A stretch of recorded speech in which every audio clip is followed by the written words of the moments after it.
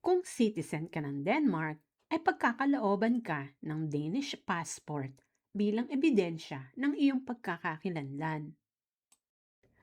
At dahil ang Denmark ay miyembro ng EU o European Union, ay makakapaglakbay ka at makakapagtrabaho na ng visa-free sa mga EU countries at iba pang visa-free country sa mundo na kasali ang bansang Denmark.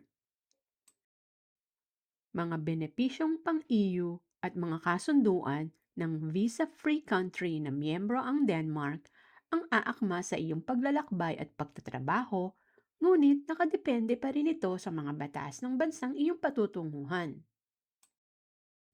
Ang susunod na benepisyo ng mga naturalized citizens ng Denmark ay makakaboto na rin sila sa national elections at maaari na rin kumandidato sa mga electoral positions kung talagang interesado sila na pumalaot sa mundo ng politika.